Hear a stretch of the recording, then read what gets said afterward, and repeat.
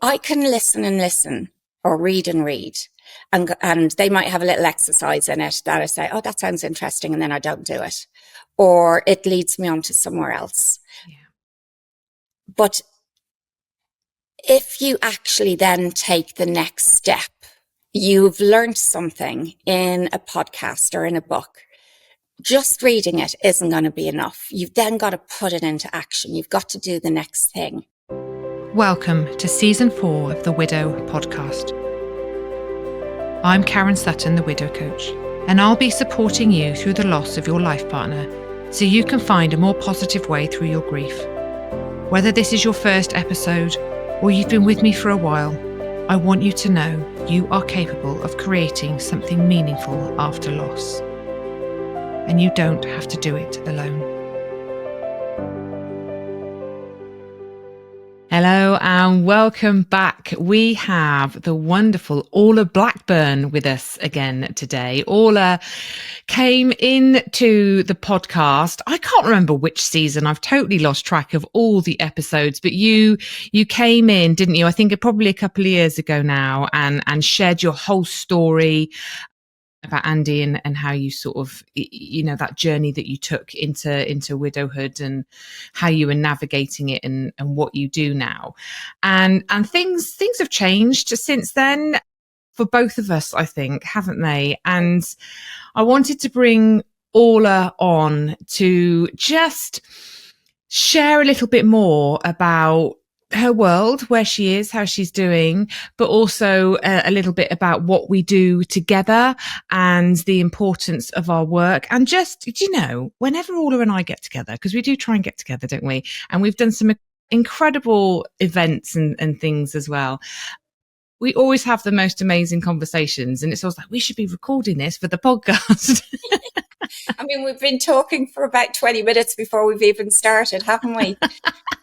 And it's like, oh God, we need to get on with this. Let's just start recording. We should be recording this, I know. So welcome, Orla. So Hello. lovely to have you here. You look amazing, radiant. So do you, lovely. So do Bless you, my darling. So tell us, how are you? As we record this, it is mid end of July. Kids are on school holidays. You are on your own. You're 6 years in? Nearly 7, It'll be 7 in October. So I keep saying 6.5 years at the moment, but I think we've gone over that half. We have gone over that half. Nearly 7 years. And gosh, it's nuts when you think about it.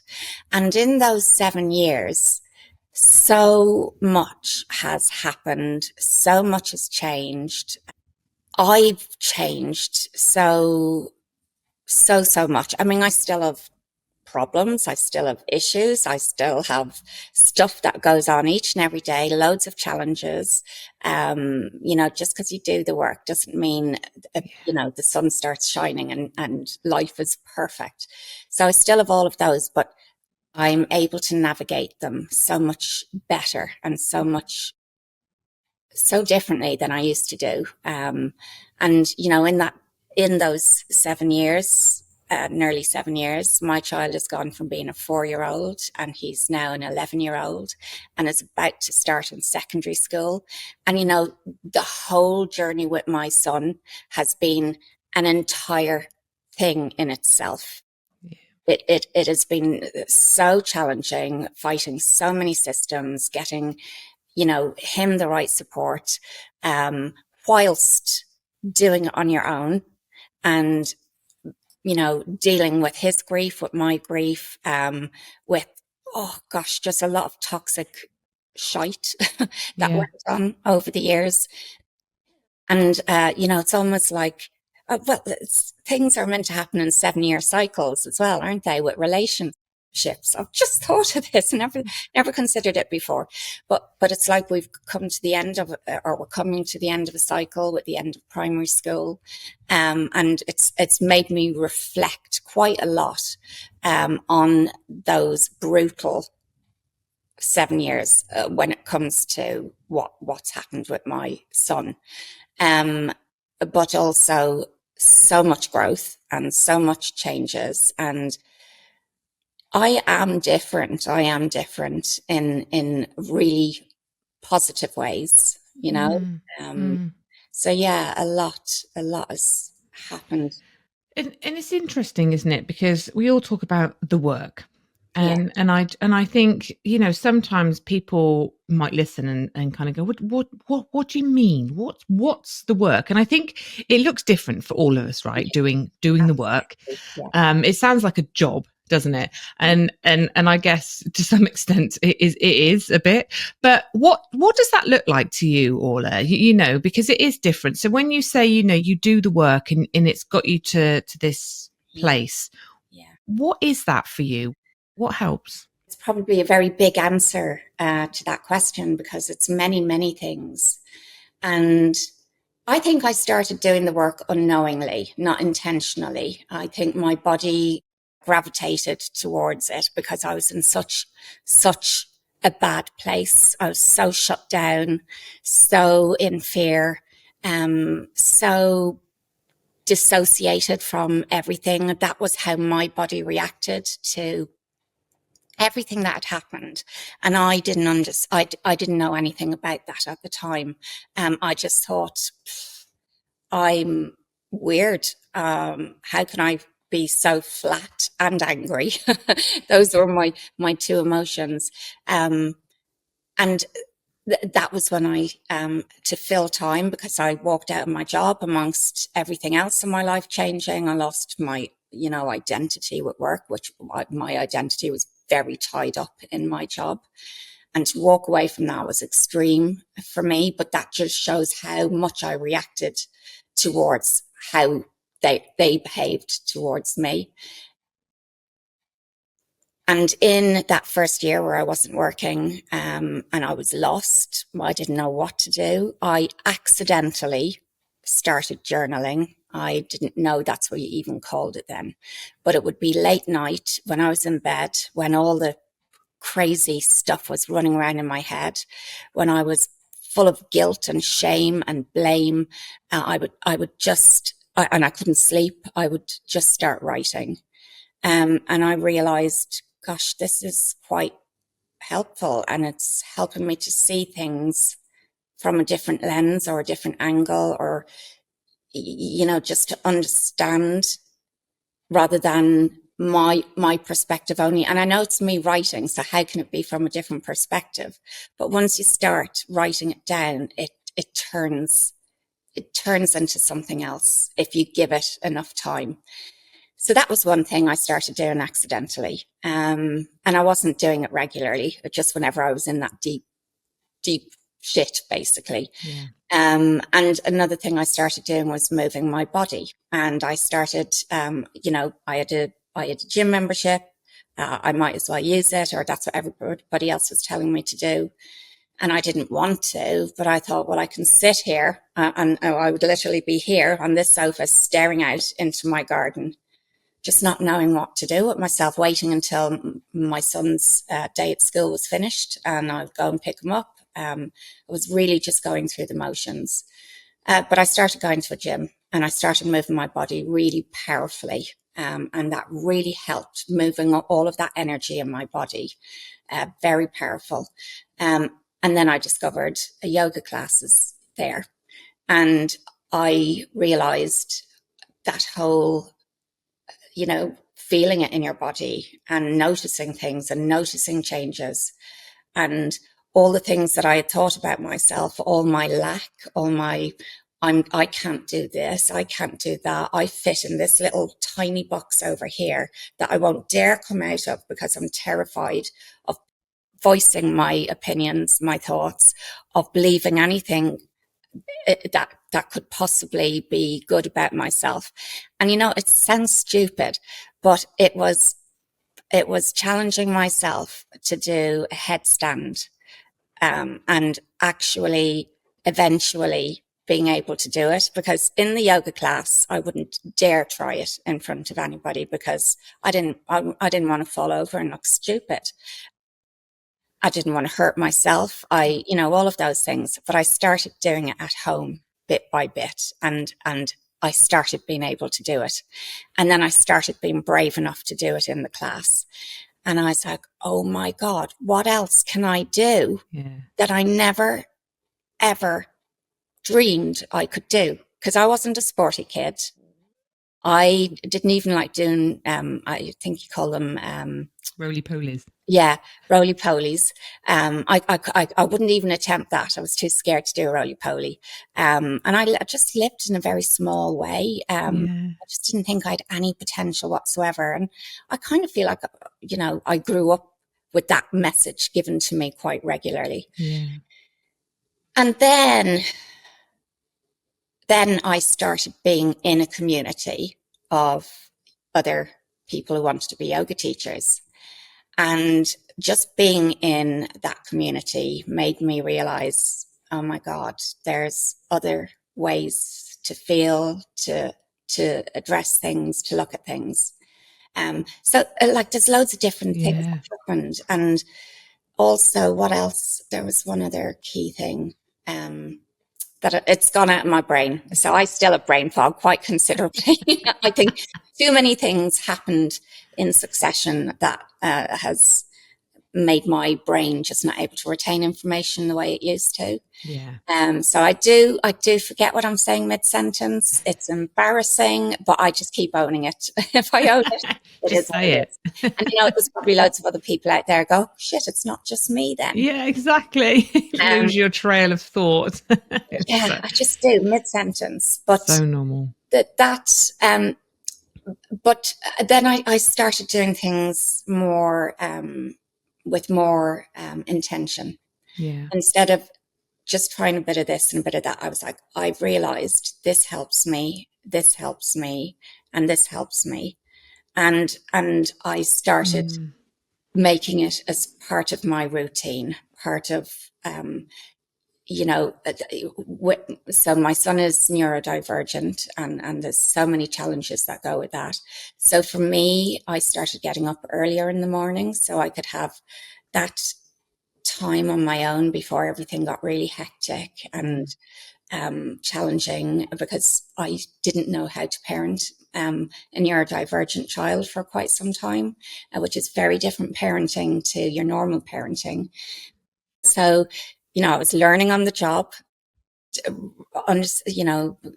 getting to know all of this stuff with nobody to fully share it with, with the person who it would mean the most to, who would be as concerned as I was, who had affected their life as much as it did ours. And that is a very lonely place.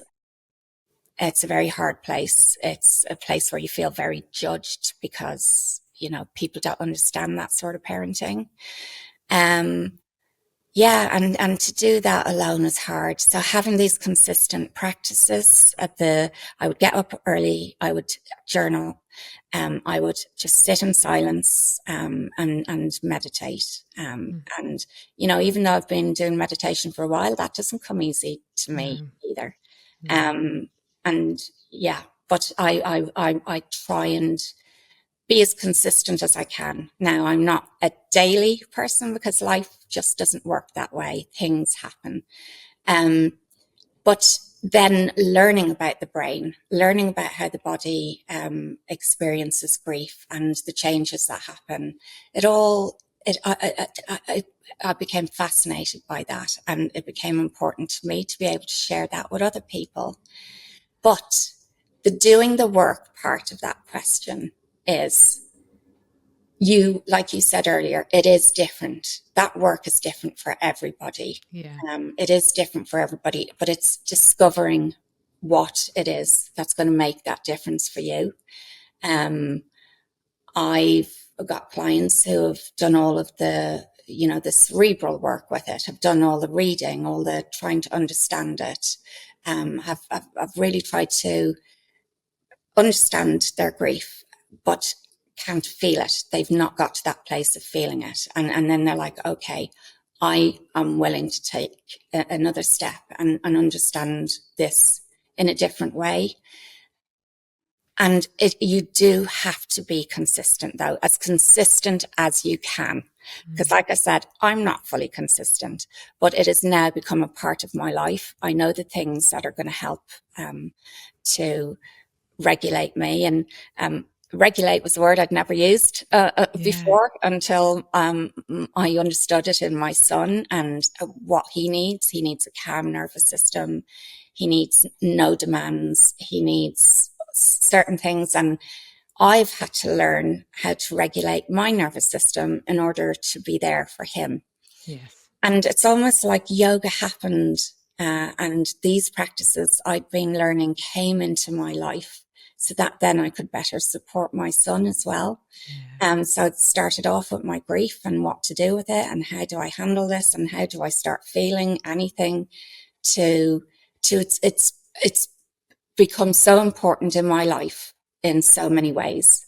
And I say yoga, it started off as yoga, but it's movement. Yeah. It's the connecting with your body. It's not doing headstands. That was a personal challenge for myself. Yeah. That is not what I do with people who are grieving.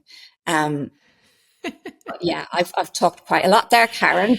No, it's really interesting, isn't it? And I think at the crux of it all, doing the work, and I think what I see from my own experience, just the people that I work with and support, is that it is very different. And I think really the starting point is that awareness, isn't it? And it's showing up for yourself in the best way that you can. And I think that's what we're really rubbish at doing, right? We're really rubbish at prioritizing our well-being, our needs, Mm, just being our own best friend. And it sounds so simple, doesn't it? Like yeah, the concept of just, be your own best friend. You're like, yeah, I can do that. We, most of us have got somebody that we really care about, and we go, I would be there like that for them, and I'd show up and I'd say all the right things and I'd do the right things and support them.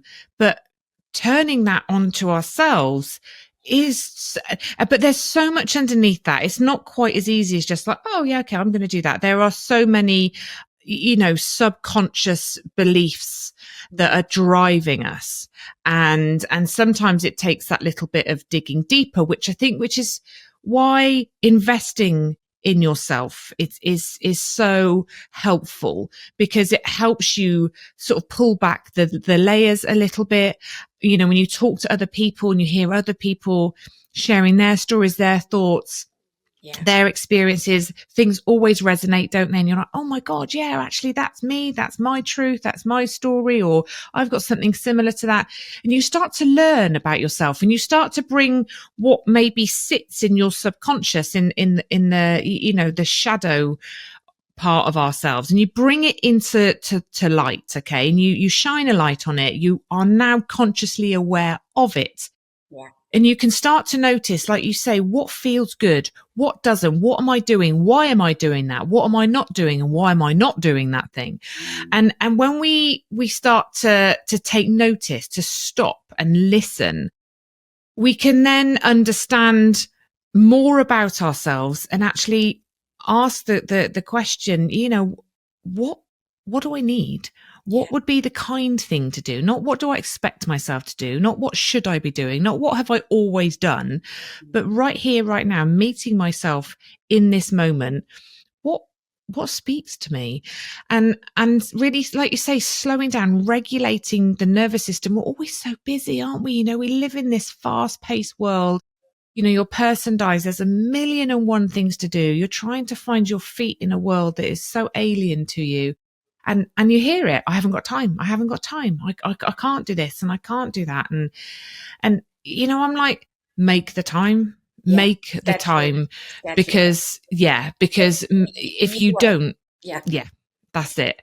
and there were two things that what you were just saying there made me think of, um, and it is that accountability. So it's one of them, and I think I've learned so much from podcasts, from reading, and from everything. I find them really, really helpful if I listen to the right stuff, the Yeah, stuff that's going to feed me and nurture me. But I think you've got to then take the next step, gotta do it. because if I can listen and listen or read and read, and they might have a little exercise in it that I say, oh, that sounds interesting, and then I don't do it, or it leads me on to somewhere else. Yeah. But if you actually then take the next step, you've learned something in a podcast or in a book. Just reading it isn't going to be enough. You've then got to put it into action. You've got to do the next thing. And that then brings the other thing that made me think of was then community. So you were talking about when you're talking with other people, when you're in this similar experience and you're hearing how other people are doing, what they're doing, how they're doing it. That, because it's with people with that shared experience, you are more likely to go, maybe that will work for me. So if you take what you are hearing, take action on that. What is the one thing I can take from that? And then, especially if it means being in community with other people. So yes, at the moment you may be listening or watching this and you're in community right now with myself and Karen chatting, but you're not in it with us. Yeah. You're not having that conversation together. You are gaining from it. But what's the next step? And for me, investing in myself was the biggest thing I ever did, because I didn't think I was ever worth it. I thought, I would swear, but I won't, but what the feck will that do for me? I just that next step. You can't see the benefit, can you? You kind of, it's for other people.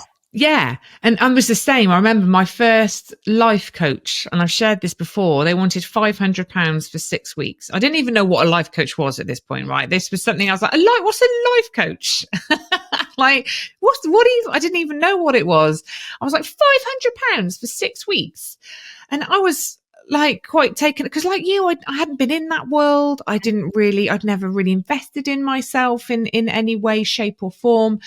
And as you say, it was the best £500 I ever spent. And I renewed that. And I think I worked with this life coach actually, I think for nearly a year, because the results I got for it and how it changed my life and the impact of, I think I didn't know. It brought you to where you are now. 100%. Like me investing in being a yoga teacher or yoga teacher training. And I was terrified of handing over that money. I was absolutely terrified. I had no plan with what I was going to do with that. I didn't think I'm now going to become a yoga teacher. I don't know what the hell I thought, but the fact that I actually handed over a chunk of money to do that, it's changed my life. I made that first step. And it was a big step, but another step was joining the forum and it was only a small fee, but I was terrified to hand over that money. And I think because I invested in myself, I don't know which one came first actually, but whichever one I did first, I then thought, you know what, things have changed because I did that. I've learned new things, I've experienced new things, I've met new people. And a lot of what I did, well, in fact, all of what I did was online, because at that stage we were in lockdown. But, and I was bitterly upset that I wasn't going to get it to do it in person. But it actually ended up being really important to me that I did it online, because again, that's part of my life now. And being a parent, a solo parent to a child who I had to be able to get to the school at a moment's notice all the time, being able to work in this way and not away from home, everything kind of lined up, and I didn't know it was going to line up at all. But that community, being with other people who get it and understand it, hearing other voices who implicitly understand what it is like to live this widowed life. And yes, we'll all come from different backgrounds.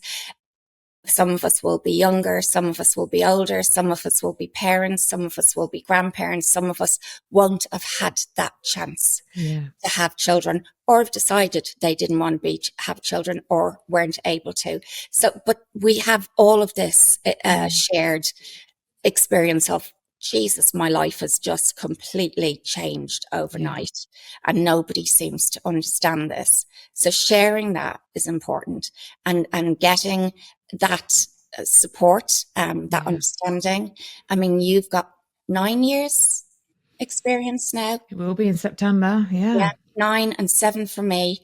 And I remember when I first met you, Karen, I thought, oh, she's way ahead of me in this. She's got, she's got so much more experience and knowledge. And, I Yeah. was, but now the gap is closing because Yes. it's advanced. But we've both approached this in different ways, Yeah. and we both learned so much. And for both of us, it has ended up in, I want to help others who have entered this absolutely alien existence and don't know what the hell to do with themselves Yeah. because, well, because of those steps we took, actually. And I think as well, I think for both of us, and correct me if I'm wrong, but I think it was what we were looking for Mm, in our journey. I wanted yeah, what we now provide. I yeah, wanted to be part of a community, not just a peer support group. I didn't just want to be part of something where people would come in and talk about how shit widowhood yeah, is. Like, I wanted that space as well, because you need somewhere safe that you can vent and speak your truth and feel seen and heard and understood. But yeah, I didn't want to just focus on that. I wanted to be around people that were trying to find their way, that wanted to live again, that had a bit of fire in their belly, and were sort of open to learning how to live alongside their loss. And I couldn't find it. Do you know, I genuinely couldn't find these places where you were given the tools, the strategies, the tips, the mindset shifts, all of that, where you could really go deep within and figure out a little bit more about yourself, what you're doing, why you're doing it, what you could do differently. And we've created that. And I just see time and time again, I think Remember started in 2021, and you joined us this year, yeah, which is just incredible that we've been able to come together, yeah. excuse me, and provide really holistic support in there. There's so, I mean, when I started, Remember, there was 2 calls a month. That, do you know, there was literally, I did one on a Wednesday lunchtime and one on a Wednesday evening, Yeah. and those 2 sessions mirrored each other, and that was it. That's what people got. Okay. And that's how it started. And I look at it now, and you and I are in there, hosting this place, facilitating. You've brought your membership into Yeah. this joint space, and oh my god, there's often 2 sessions a week, Sometimes four. sometimes 4. Do you Yeah, know, I go in, or one of us goes in every Monday at 5 o'clock in yeah, UK time, and we have a check-in. That's normally a good 45 minutes long. You do your grief movement and meditation, which people absolutely love. There's sessions for people further along in their grief. There's session for new members and early grievers. There's complex relationships. There's book club. coffee in a chat, which is new, added in Yes, recently. coffee and connect. Yes, there's that as well, where you mix with finding hope in widowhood as well, and you literally come along and you connect. Yeah. There's no. And then that we've got our little smaller WhatsApp groups as well, where people can form nice little friendships, because Yes, sometimes it can feel, um, as much as it's great to have all the different voices and experiences, you also want to have that smaller, safer little space, and you you do. create your own little WhatsApp groups, That's it. which they can Yeah, shift and change around, find the right group for you. But all yeah, of that is bringing stuff into your own home. yeah, Like literally, yes, we're on screens, but we're, you're taking us all into your home with you, to your safe place, and bringing warmth and connection and conversation. And you're learning things about your grief, about how to handle your grief, what you can change, different ways you can approach things and think. Oh, it's like magic. yeah. It is. And Karen, you know what? I, when you were saying you were looking for something like this, I didn't even know to look for something like Mm. this when I was in my early grief, and that is usually the first couple of years, isn't it? At least. Yeah. Um, I didn't even know to think of a different way to cope with my grief.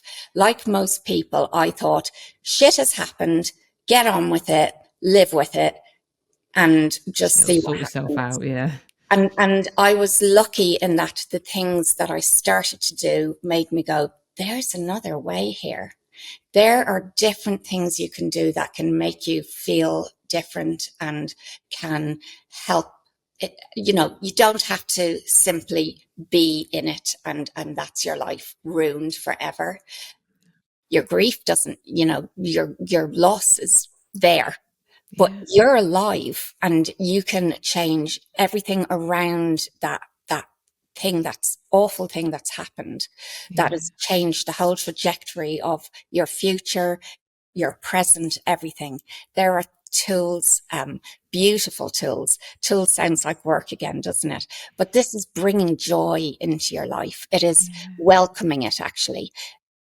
You know, you have to work at the bringing it in, but you are opening yourself up to that possibility. And yes, it was, I just started realizing these things. And then you were doing something where it's like, well, let's do something about this. Let's share this with other people, Yeah. specifically to widows. And then we met and we started connecting, and then we started working together. And then it was like, let's join, let's Yeah. do all of what you do or what I do, and turn it into one incredible space where your every need, almost, I mean, we don't cook your dinner or do your dishes, but you know, mentally and physically and emotionally and Yeah. spiritually, Yeah. um, you get that connection, that guidance, that support. But Yeah. it's all up to you in the first place to decide. To take that leap of Yeah, faith almost. yeah. Yeah. Yeah. Will I chance it, or is it safer staying with everything I know? And a lot of us, Yeah. you know, have so Yeah. much fear of change Yeah. because everything has changed. Yeah. Um, and it's like, it's sometimes you feel it's easier to stay with that fear. You mightn't even recognize it as fear. It's easier to stay with what you know, Yeah. than to actually step forward and go, what if Yeah. I tried this? What Yeah. what if? You know, and that's the, you know, the that taking that step is so important. It is, and it's hard, isn't it? It's really It hard to is, yeah. trust yourself, I think, to make these decisions. But it's like you've kind of touched on it. There's a lot of information out there now. There really is, on social media, on YouTube. There's books, being written all the time, which are amazing, and they're so informative. They're brilliant, and you can go and you can absorb a lot of the information.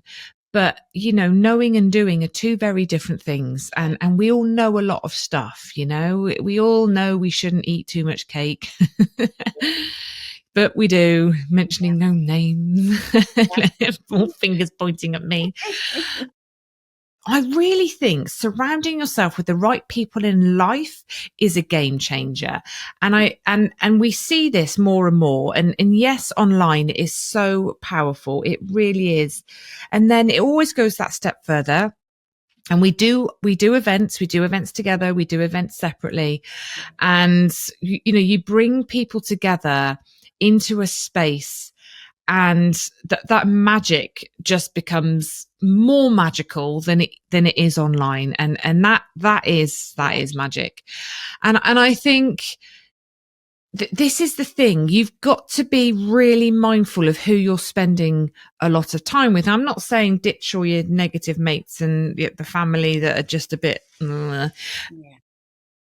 we love these people, right? But surround yourself with people that are taking risks, that are investing in themselves, that are learning how to live again, people that inspire you, that motivate you, that light you up. You know, I still, like you say, I'm 9 years in, I've come a long way in my journey. There's not a single call that I come off of now, you know, that I host either in Finding Hope or in Remember, or even when if I do an event or something, that there's not a time that I don't come away and I've been completely blown away by somebody's courage, bravery, vulnerability, whatever. Do you know, like I am just completely in awe of these women, you know, because they show up, they listen, they take action, they do things, they step out their comfort zones, and that inspires me, it motivates me. And people might think, well, like you've just said, you're further ahead than me, you've kind of got it sorted, you're doing all right. And yeah, I am doing all right, my life's flipping amazing, but that doesn't mean that there's not more that I can learn. You can always learn. There's Never so ending. much. It's never ending. And, you know, even for me, surrounding myself with these people, it's so uplifting. It fills my heart and my soul. And I come away every time somebody said something, done something, and I'm just like, wow. And that elevates me. That takes me to different places. That keeps me striving and working and showing up, because life can become stagnant and mundane. You know, like, yes, in the early years of grief, you crave the stagnant and the mundane and the boring. You're like, God, I would do anything for that. And you want to find a way through the pain and the heartache, and that's all there. But then you get to a point where your grief does soften and settle, and for me anyway, you learn to live alongside it with love and with peace. You know, I don't really get washed away by grief. That's not to say I won't in the future, because who knows what lies ahead, but I don't at the moment. But sometimes that, you know, life can sometimes feel a bit, you know, everyone's got to do the washing and the cooking and the cleaning and all that kind of stuff. And there's just life things. But when you are surrounded by people that are doing, people that are doing, they're not just watching online, they're not just scrolling through social media, they're taking what they're learning and they're putting it into action. And wherever you are in life, wherever you are in your journey, that right there is just incredible, isn't it? There's nothing better than listening to somebody else that's done something where they've blown their own mind, whether that is on a bad day, they got up and they cooked themselves a meal or something, I don't know, or whether they decided to go on a travel around the world by themselves. Everything and anything that does something to you, right? And I think this is why community is so powerful. There's I see it over and over again. We see it over and over again, don't we? People come into our community, our world, and you watch them. You watch them over time and you see it, and they grow and they find their way, their confidence, their self-esteem, their self-belief, their energy. They start to feel like, I mean, it takes time. I'm not saying it's you're going to join one of these communities and in a couple of months it'll all be better. But, but Karen, if you even think about when we do retreats, whether it's yours, mine, or I'm working at yours or whatever, you absolutely see a transformation in like those two Yeah. full days Yeah. or however long it is. You literally see it. You see people coming in going, shit, I don't know why I came to this. What on earth was I thinking? I don't know any of these people. I don't want to be here. This is really uncomfortable. Oh God, what am I going to do? Yeah. To being able to breathe, Yeah. being able to laugh, going away with such hope and ideas of how to. And this is without being told you need to do this, and this. It's simply that connection, that support, doing some beautiful, lovely practices. and just something happens. So it can, and I, that WhatsApp group from the last Tuft Manor retreat Yeah. is still going, and I'm regularly reading it. And they are all still there supporting each other, telling each other what they've done, what they've tried, telling each other about the lows as well as the highs, and then, boosting each other up. And all of them, you can see, are so glad that they stepped on that airplane or jumped in the car or whatever they did, Yeah. because it marked a point. It marked a turning point for them, Yes. and they can reach back to that when they start feeling heavy again. It's like, okay, I know I can feel okay, and Yeah. those waves are going to happen.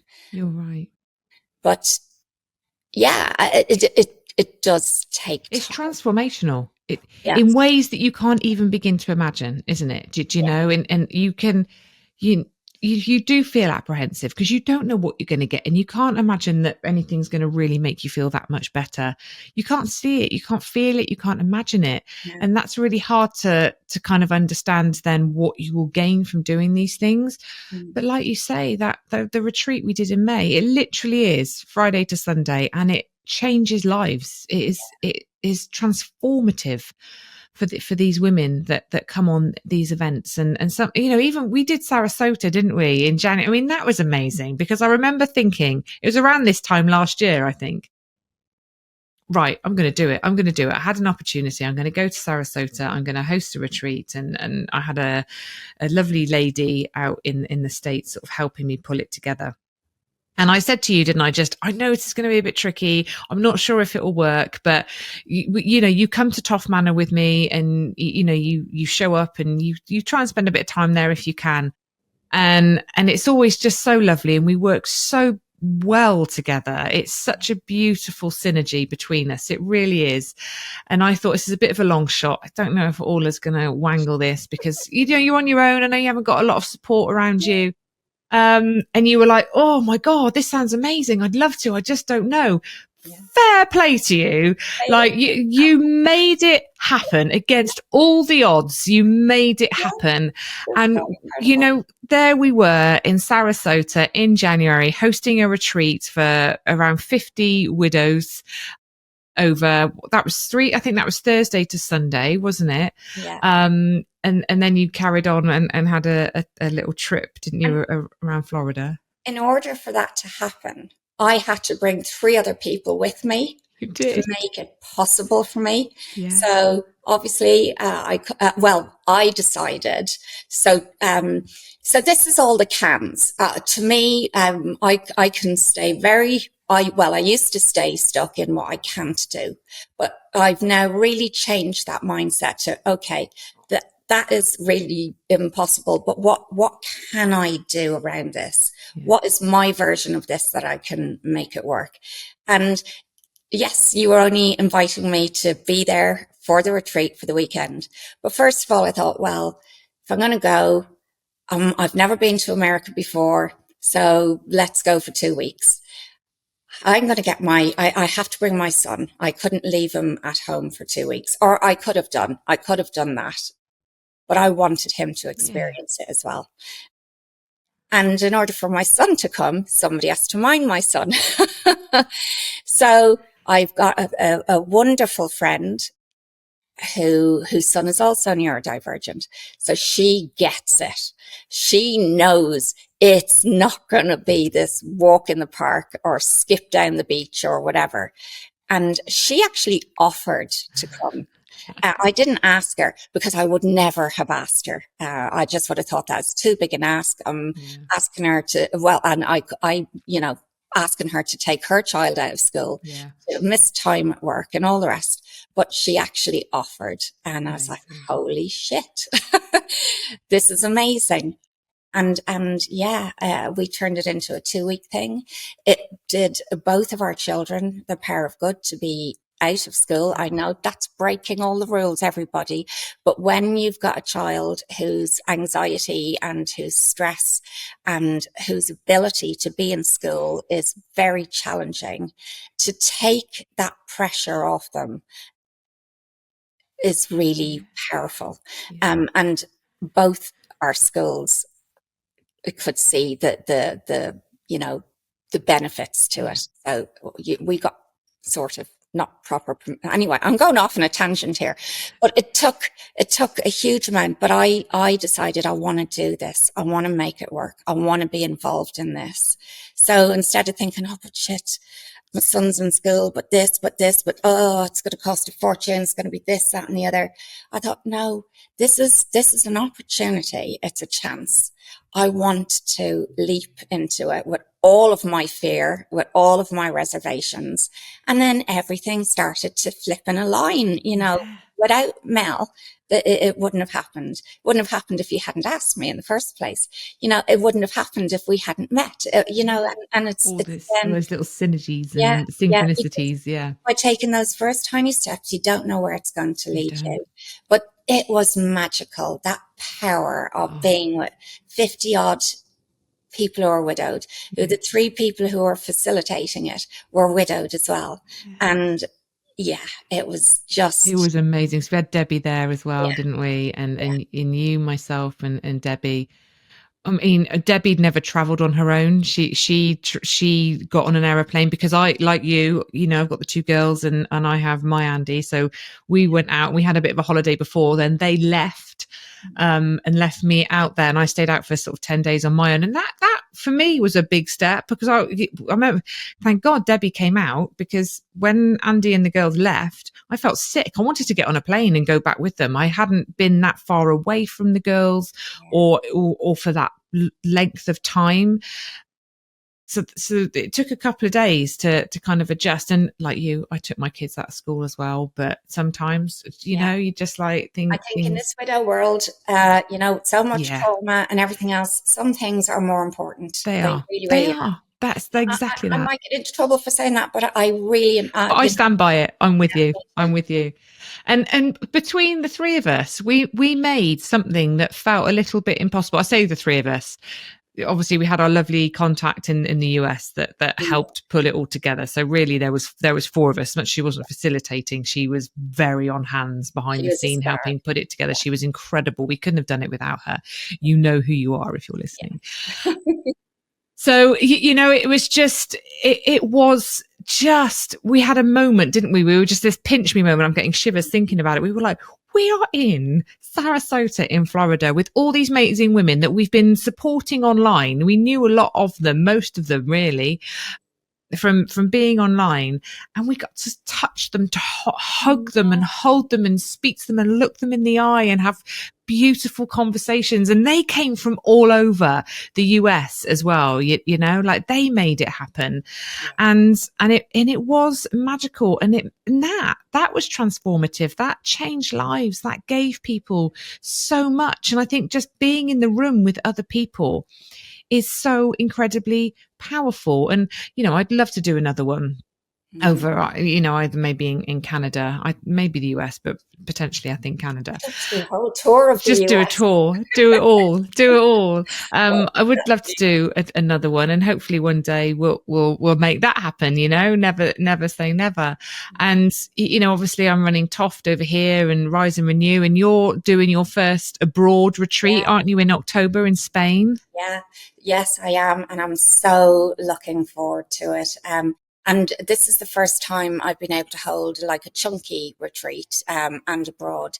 Normally, up until now, because of my circumstances, but making it work within my circumstances, I've only been able to do like a day retreat or a 2 day retreat that's in Birmingham, but Yes. in beautiful places. Or I've done my Wids and Kids, because that was my And way take of him with you. providing for other people who are in the same situation and being able to bring my son with me. Yeah, so it's again the how can I make it work? But this one, yeah, in Spain, I'm hoping it's going to be the start of a whole new way of doing longer retreats and more nurturing, and I absolutely can't wait for it.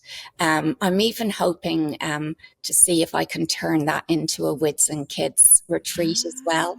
Um, yeah, because I think what a beautiful thing for parents and their children to be in that group environment with other kids and other children and feel safe. Children just really resonate with that, being with other kids who are in the same position. The parents get respite. They have conversation, adult conversation with other adults, which you really lose Yeah. when you become a solo parent. So yeah, hopefully, That would be yeah, amazing. I'd have been it's, all over that when my kids were younger.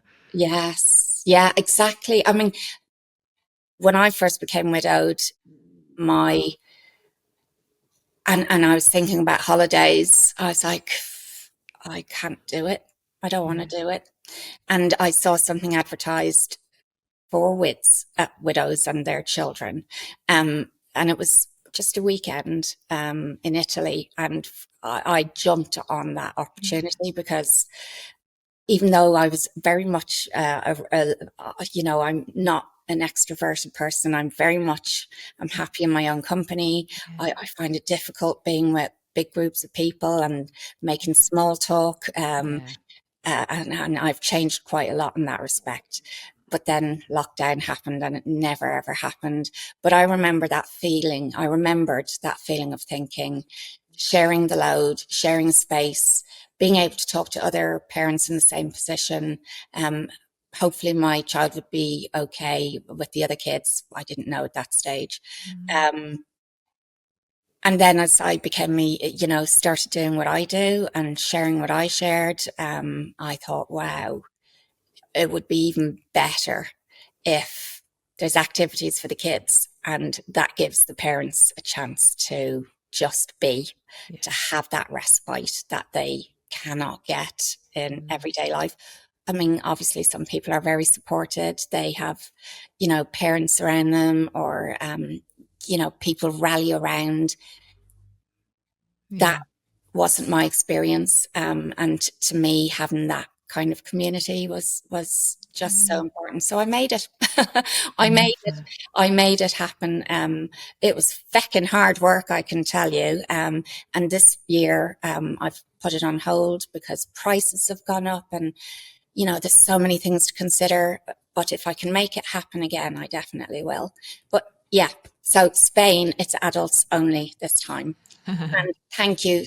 Thanks to that friend again. She's going to come and stay in my house for that weekend with her son and look after my son, and take them to school on the Friday and the Monday. Um, so, yeah, Wow. that is how I'm able to do it this year. Thanks to that wonderful woman who isn't a widow, actually, but Yeah. that's fine. Yeah. Is willing to do that for me, and she wants to do this with me, Oh. as much as she can now, because it's a great experience for her son. Obviously, she's getting to stay in my house in Birmingham. Yeah. She's not coming to Spain with us, but hopefully, I In can time. make that happen in the future. And it's funny actually because I remember when we were in Sarasota, and obviously you kind of landed the day before the retreat, so you were all a bit sort of jet lagged and tired from the journey, and I think she had a bit of a nightmare with the boys, didn't she? And you came to the retreat on the second day, and you were like, oh god, I don't think she's ever going to want to do this again. She's having a nightmare. But we were amazed, weren't we? At the end of it, she said, "Oh, I'd do that again." And we were Yeah, like, I "Really? You've had a know. nightmare? We're over here having this really lovely time with all these women." I know, and you think, yeah, like I said, you think it would be, she planned to go shark teeth hunting on a Yes, beach and all these beautiful things, but with children like ours, it isn't doesn't that walk happen. in the park you think it's going to be. Oh my No. God, not at all. So she had a absolute nightmare the first few days, and then she had to continue on with Yes. us for Yes. She another was week. stuck with you. And we drove, we did all sorts of Oh, stuff. And yes, it was challenging. Our kids have different needs.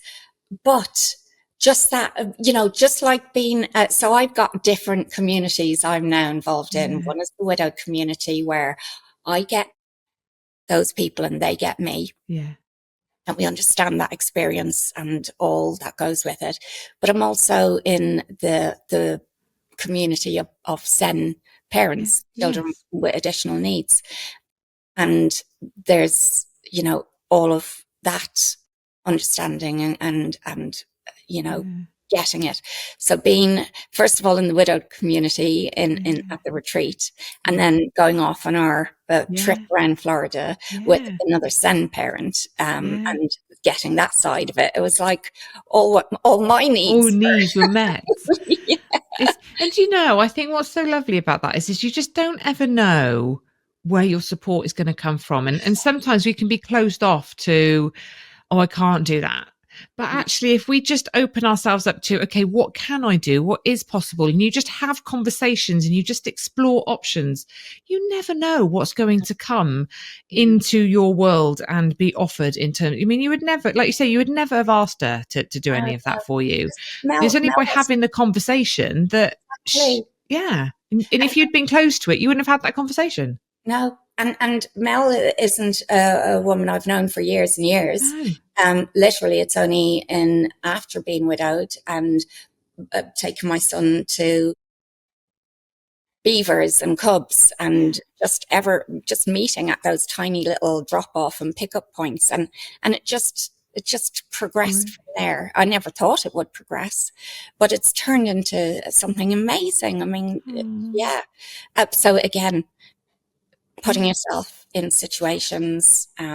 and I will say for me that isn't always, I am very much kind of tied to my home, Yeah. because of needing to be available at the school, or I've had to go on my son's school residentials anytime there's a trip, a day trip. He is not allowed to go unless I am there. And that has put a lot of That's a lot. limits on what I can do. But I've also switched it in my mind as I'm the parent who gets the chance to be on the residential, to be on these day trips, to experience that with my child as much as he allows me to. Again, it's not Yeah. that easygoing, lovely thing.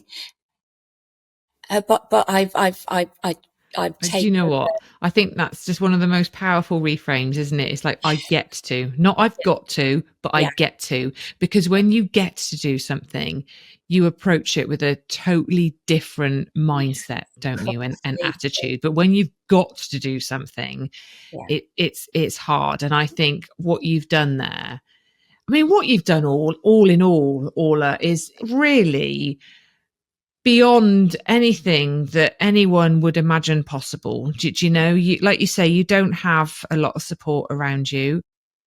You have a son who's neurodivergent, and that brings its own challenges. You you left your job, and then you just found yourself in this world. You're now running your own business and trying to make that work.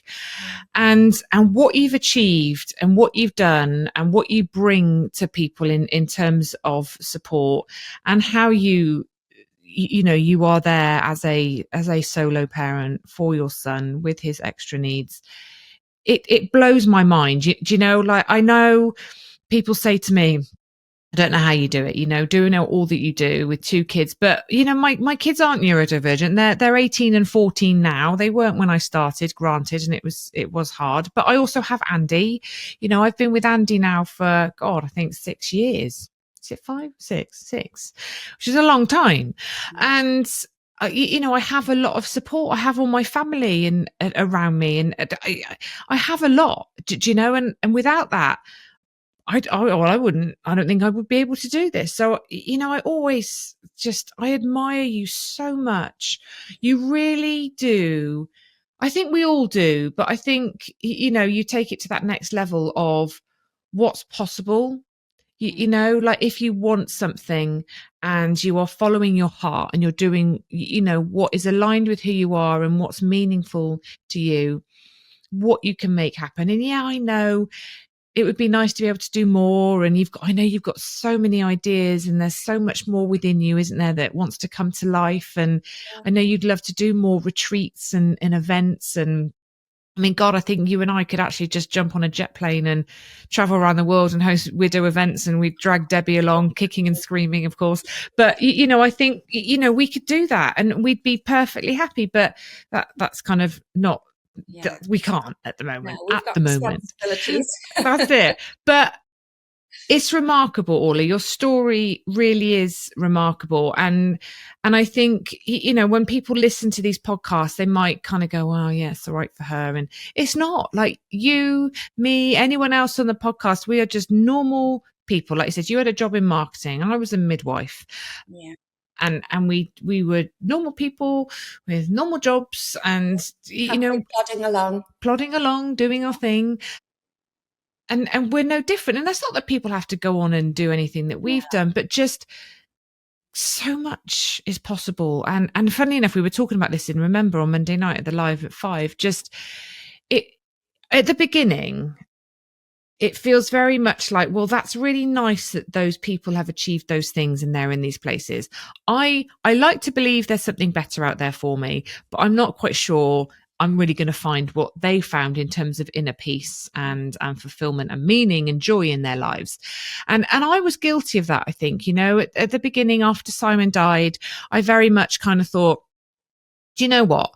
I'm going to find a way. I'm absolutely going to find a way. I'm going to live. This is not going to take me down.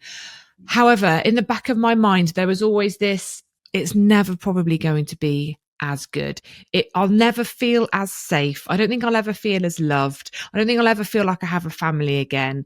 But I'll kind of make the best of what I've got, knowing that the best was behind me. Do you know? And I kind of made my peace with that a little bit.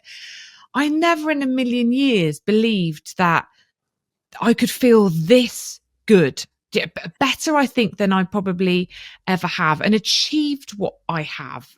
And I think that's not saying that everybody has to get to this place, but I do believe that what is possible for us is actually so much more than we even dare to dream possible Yeah. in those early years, because you really are just trying to survive and Yeah. breathe and get through each day. And the fact that there can be much life beyond that feels unimaginable, Yeah. But I think you absolutely show and continue to show, and I know you're going to go on to do, because you continue to adapt and evolve and Yeah. grow, and Everything keeps changing all the it time. does. And I want to say that I was never, and I don't see myself as this anyway, but I was not a person who put themselves forward, who tried new things. I always followed the crowd. I Same. let life happen to me. Yes. I did not take any agency in any part of my life. I ended up living in the UK because I met Andy. I met Andy because a friend said, let's go to France and pick grapes for 2 weeks. So I just went. I met Andy, and then I just kept on. I didn't think of the Yeah. consequences or what's the right thing. I met Andy and we kept traveling. And then we ran out of, well, we never had money, but we completely ran out of money. And I ended up back in Birmingham, and I never stopped to think, is this where I want to live? Is this the right place for me? Should we maybe try living in Dublin? I didn't. I just stayed. I didn't think about it. I didn't, it was just, this is what Yeah. happens. This is what happens. It's how, in every part of my life, I never thought I can step in here and make a decision. And I know, a lot of people can't do that, but I'm just saying I was very unremarkable in that way. Yeah. Never, never thought about the bigger picture. I just let things happen. I even though I had a Facebook account for years, I never posted. Felt like, oh no, they'll think I'm stupid. I've got nothing to say. Or if I do, maybe it'll come. I was so worried about what other people thought of me all the time. Mm. I still am, but I also don't give a shit at the same time. Like Yeah. it's both. And And I think it's really important that people know that I can only speak for myself here. I'm not here now talking on a podcast to Karen Sutton, the widow coach. And I don't run retreats now and all of that because I had it in me before. And maybe I did, but I never uncovered it. I never gave myself a chance to find that out. And then when my husband died, it shocked me so utterly that his life just ended. And he had no options, no choices, no possibilities. It was gone. And initially my feeling was, I've got to live for him as well as for me. That was my driving force. How can he not have this? And again, it wasn't that I sat down and thought, now I've got to live for us both. It was just an energy within me. I can't. I just needed him to somehow honor his life in some way. And as time has gone on and I've learned things and I've understood things differently and I've engaged with people and I've done all of that stuff, I now do it for me. And Andy is with me. I can call on him when I need him, which might sound a bit weird, but I can feel him around me. I can feel his energy if I invite it in. But yes, it is now. This is my life and what I've got to do with it. And I hope Andy is aware of what I'm doing. And I think he would absolutely be gobsmacked and he would probably think it was really weird what I was doing now. What the hell? Meditation, movement, Yeah. all of this stuff. What are you doing? And I'm on a podcast. Yeah. Like the first time we spoke on a podcast was the first time I'd done a podcast, and I was bloody terrified, Yeah. really scared. And now it's easy.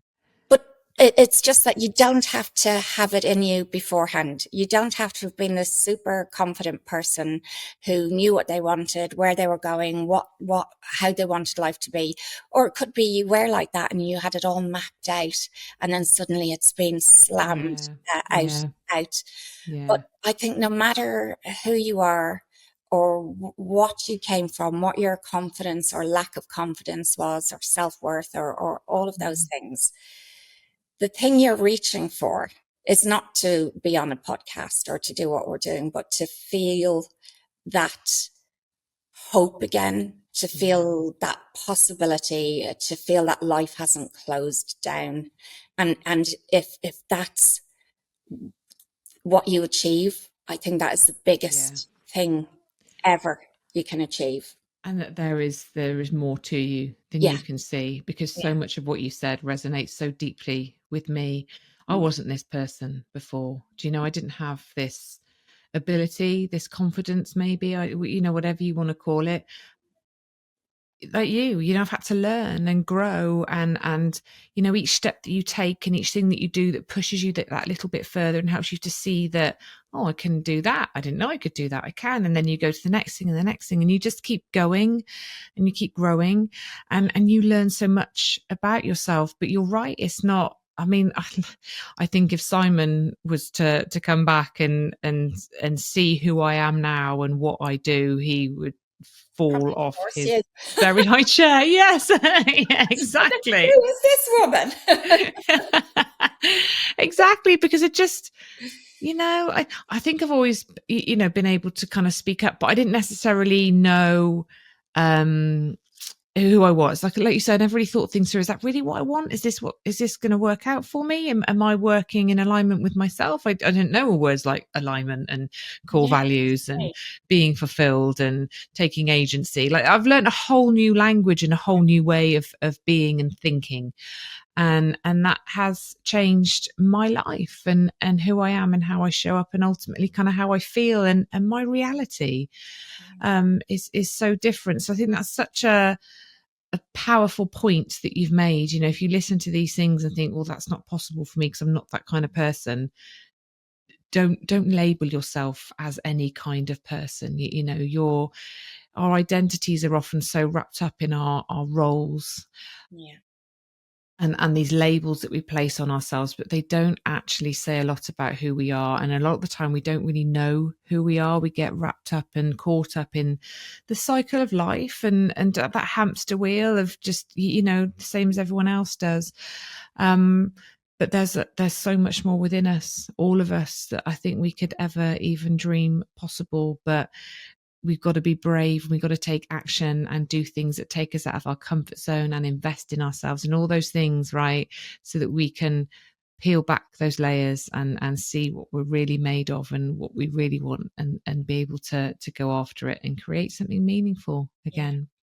And I think when you say that, Karen, maybe somebody who's watching or listening to this might think, well, why does it matter if I feel or think those things, if I know myself more, or if I understand why I'm doing something, or what could or couldn't be good for me? Mm, They're like, "Oh," because I might have thought that before. I might have thought, well, I'm just, Orla, and I'm living. yeah, Why would I do?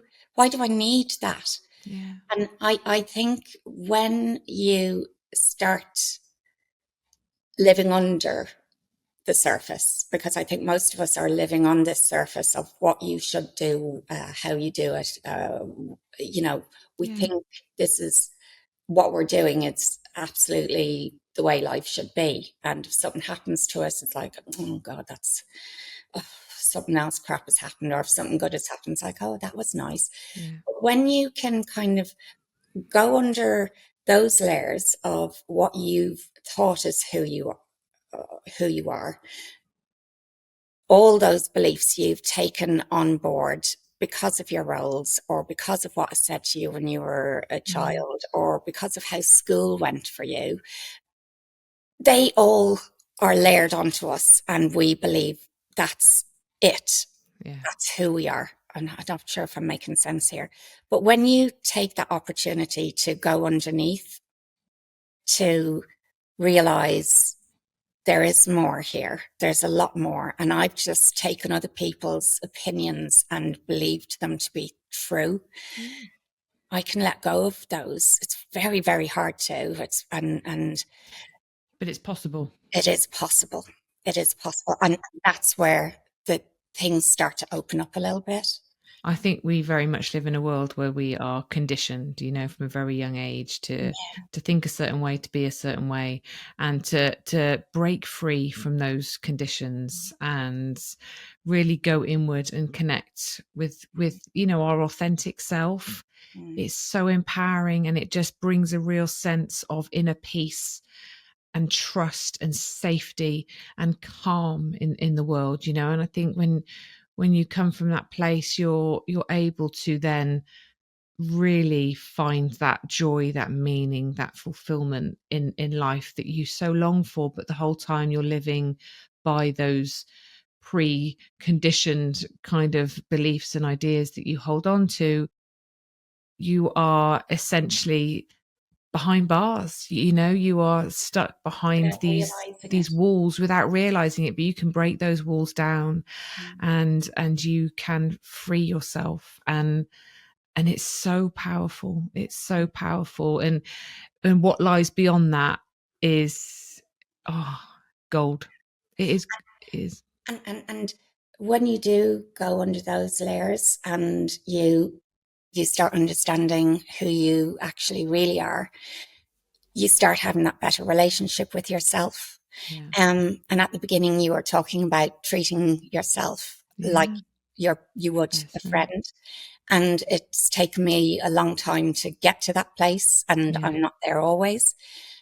But when that voice in your head changes from, oh, you stupid bitch, you've gone and done that again. Oh, it serves you right, or Yeah. whatever it is, to Yeah. being able to go, oh, I can see that Yeah. was challenging, and that was hard and frustrating. And I understand why you're feeling that way. Mm. God, it's so different if It's you so can different. pause, and that is the voice instead. Your whole view changes. Your whole inner landscape It changes. does. And as a result, that ripple effect outward as well into your outer world, in your relationships with others, your relationship with the Exactly. world, like the choices that you Massive make, changes. Yeah. everything becomes more aligned. And that it just, everything, you know, when inside is better, everything outside, you know, a lot of us work from the outside in, thinking that if we control everything outside of us, it'll make the inside feel Mhm. better. The other way. Start on the inside, make the inside better, and that will just light up the outside. It does, it Yeah. works, it's And magic. so I hope that, you know, in communities like Remember, Mm, you're being given access to all yes, of that potential yes, in yourself, and to start being able yeah. to reach it, to think, actually, there is another way. There is another way. It's a starting point, isn't it? Remember, I think remembers. You know, it's a touch point, I suppose, to all these things and the people, which then leads you on to maybe going on to, you know, a program of mine, Finding Hope in Widowhood, or maybe something you create, or one of our events. And it's a starting point Yeah. that brings you into this world, and you start to notice the difference it can make at that lower level, I suppose. But you then start to go, well, this is making a difference. I want to go a bit deeper. I want to go a bit further. And then you invest in a program with one of us, or you go on a retreat with us or something, you know, and it deepens the work, and it takes you to the place, you know, that you can go to in life, that's possible for you. And that's why, you know, Remember is it's low cost. It's £35, $45 a month. You can come and go as and when you please. There's no tie in. And there's just so much in there. You don't have to do it all. You can take what speaks to you and leave what doesn't. It's all recorded, Mm. but it gives you that sense of community and an insight into our world. Yeah, And then if you want to go further, you can. exactly. It is like it's an introduction. Yeah, It's having that community, so you're not so yeah, isolated and alone, and you yeah, can dip into what you want when you want. yeah, And like I said, sometimes it's up to 4 times a week. There's yeah, something going on. yeah. But yes, it's not, because there's just, the deeper dives are deeper dives, aren't Yeah. they? And Yes. they require specific Yes. um, action and programs. But it's opening up your world and showing you what's out Yes. there. What's out It's, there? yeah, Yeah. and going, oh Yeah. wow, Yeah. this is the Exactly. direction I think I need to go in. Or I'm happy 100%. just having this community. Yeah. Or And that's it. Some people do remember and they stay and remember, and that's enough for them. Some people do want to take it that bit further.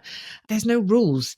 I think it's just, you know, if you are grieving the loss of a life partner, whether you are in, you know, the UK, the US, Canada, South Africa, Australia, it doesn't matter. You know, if you're 3 days in or 13 years, it doesn't matter. You know, if you want to be around people and you want to find a little bit more hope in your heart and you want to look after yourself that little bit better, you know, come and join us. Come and give it a go, because we would love to welcome you in. There's incredible people in there. There's myself and Orla, you know, just holding you every step of the way. So it's a beautiful space, and I feel so blessed to have met you, Orla, and to be able to walk alongside you and do all of this with you. And yeah, it feels very special. I feel very lucky, and it's just been so wonderful talking to you today. So thank you, Orla.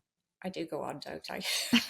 No, you don't. You're lovely. And all the same back to you, Karen. Oh, All the same back to you. amazing. Yeah, Bless you, darling. Thank you very much. Mwah. Thank you, darling. take care. Thank you so much for listening to the Widow podcast with me, Karen Sutton. If you would like more support, head to karensutton.co.uk or explore the many other episodes for more conversations and support. You can do so much to help you take steps forward towards a brighter future, and I'd love to help you do that.